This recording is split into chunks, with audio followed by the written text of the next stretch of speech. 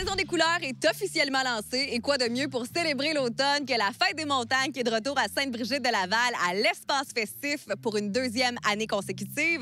Cette année, l'événement célèbre son 7e anniversaire et ça se veut un week-end très festif pour les Lavallois et Lavalloises.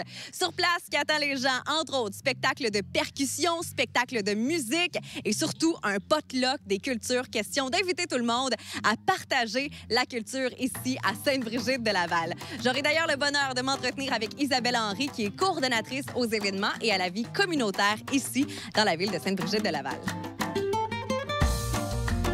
Isabelle Henry, permets-moi de te tutoyer parce que d'abord et avant tout, on est collègues à CCAP, mais ce soir, tu portes un chapeau différent. Tu es aussi coordonnatrice à la ville de Sainte-Brigitte-de-Laval pour les événements et la vie communautaire. D'ailleurs, ce soir, c'est un peu ton bébé, ton événement. C'est la 7e édition de la Fête des montagnes. Qu'est-ce qui attend les gens ce soir sur place et surtout ce week-end? Plein de choses, Mégane, sincèrement. Il va en avoir pour tous les goûts, tous les âges. On invite les gens de Sainte-Brigitte. Et d'ailleurs, on commence avec ce soir. On a le potluck des nouveaux arrivants. On invite les nouveaux arrivants de la place parce que depuis quelques années, la ville de Sainte-Brigitte en a accueilli beaucoup et d'un peu partout. Puis ça nous tente de les rencontrer. Puis ça nous tente aussi qu'ils se réseautent avec les gens d'ici. Donc, on invite également les citoyens à venir à apporter un plat de leur coin de pays pour le partager. Également, ce soir, on a la troupe de percussion brésilienne de Québec, la Penarua, qui est une troupe de percussion brésilienne qui existe depuis, je ne vais pas me tromper, mais ça doit faire presque une vingtaine d'années qu'ils performent ici dans le coin de Québec et les environs. Flavia, vous et votre troupe de percussion brésilienne êtes ce soir à la Fête des montagnes. Parlez-nous un peu de ce projet-là que vous avez lancé il y a plus d'une vingtaine d'années et qui roule encore à ce jour. Oh mon Dieu, c'est un projet de rassemblement de gens qui s'ennuyaient du Brésil. Moi, j'ai commencé ça à peut-être 7 amis brésiliens qui s'ennuyaient tellement du Brésil, ou aussi des Québécois qui avaient déjà vécu au Brésil, qui voulaient faire la musique brésilienne. Voulait faire quelque chose pour se rappeler des moments qu'on a vécu au Brésil. Là, on a parti ça, on a commencé à 8 personnes. Après, il y a eu des amis d'amis qui ont rentré, 12, après 22, après 36. Et on est vraiment une troupe de tripants de musique, des gens qui sont vraiment dans l'esprit de communauté.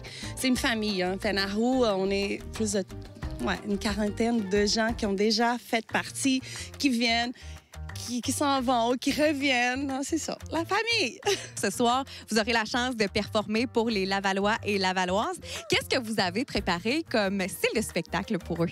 Oh, on prépare toujours la parade. On arrive de quelque part. Aujourd'hui, peut-être du cimetière, on ne sait jamais. On arrive de partout. Ça veut dire Penarou, pied dans la rue. Et on est toujours un groupe qui aime beaucoup l'été. C'est comme au Brésil. Alors, on joue vraiment quand il fait chaud. L'hiver, on va jouer peut-être moins. Dedans, c'est trop bruyant.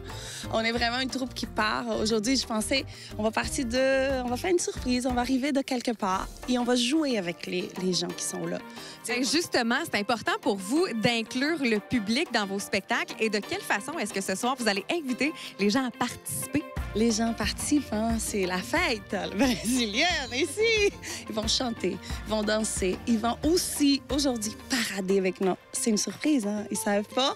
Mais quand ils commencent à chanter, après ils dansent, après ils jouent, c'est vite. Je dis, OK, levez-vous, on y va. Et on va partir parader partout. On va réveiller les gens, les morts, les vivants, tous.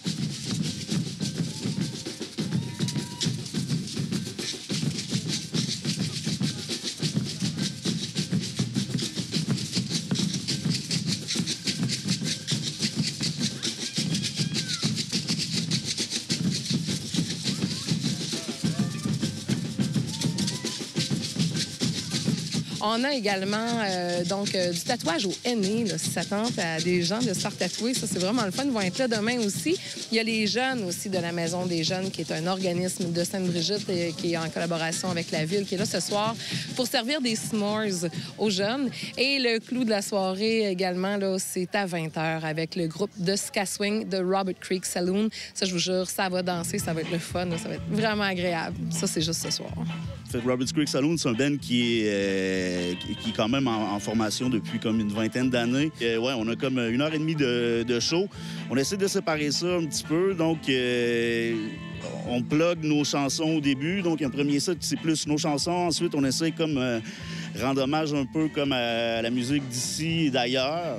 Puis on termine avec nos chansons, là. Mais tu sais, c'est tout super festif, trompette, guitare, piano, là. Donc c'est vraiment comme super rassembleur, super festif.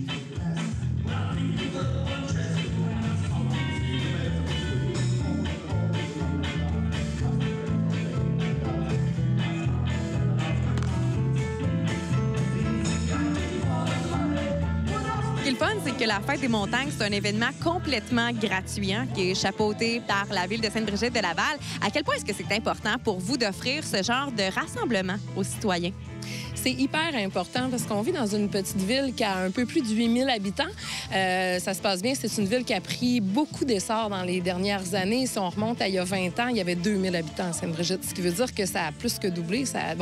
On est rendu beaucoup. Fait que c'est important de rencontrer les gens puis de leur offrir aussi une vie culturelle, communautaire, de leur offrir un coin, des événements où ils peuvent venir justement à la rencontre l'un de l'autre et de venir festoyer comme ça. Et en plein cœur du village, en plus, c'est agréable. La Fête des montagnes, c'est chapeauté évidemment par la Ville de Sainte-Brigitte-de-Laval, mais est-ce que vous avez des partenaires qui viennent vous épauler pour que l'événement soit encore un plus grand succès?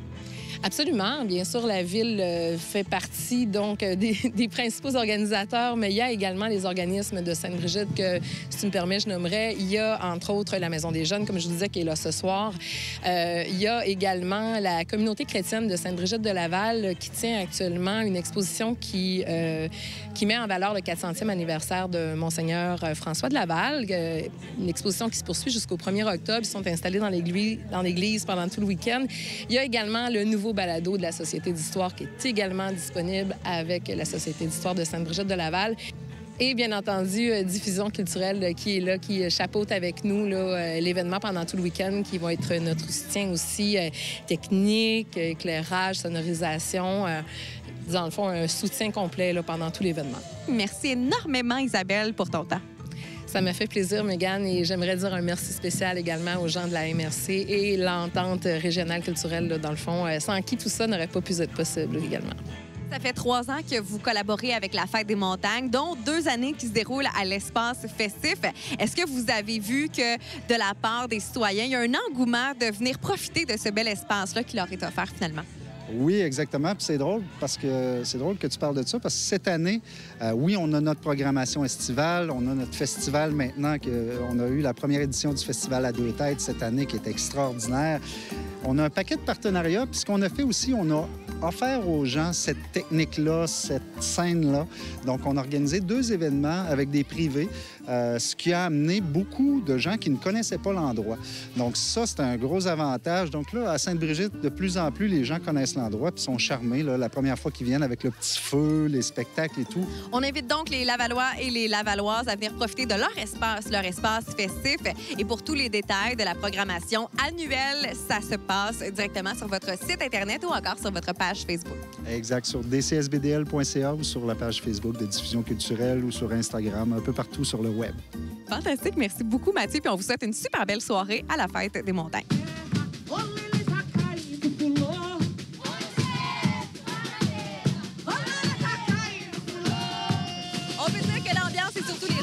Rendez-vous à l'occasion de la première soirée de la Fête des montagnes 2023 qui se déroulait à l'espace festif à Sainte-Brigitte-de-Laval. Je pense que vous pouvez en juger par vous-même. Les gens ont eu énormément de plaisir. D'ailleurs, si vous souhaitez assister à d'autres activités de la ville de Sainte-Brigitte-de-Laval, rendez-vous sur leur site Internet. Wouh! Et moi, je continue de prendre part à la fête parce que la soirée est pas terminée.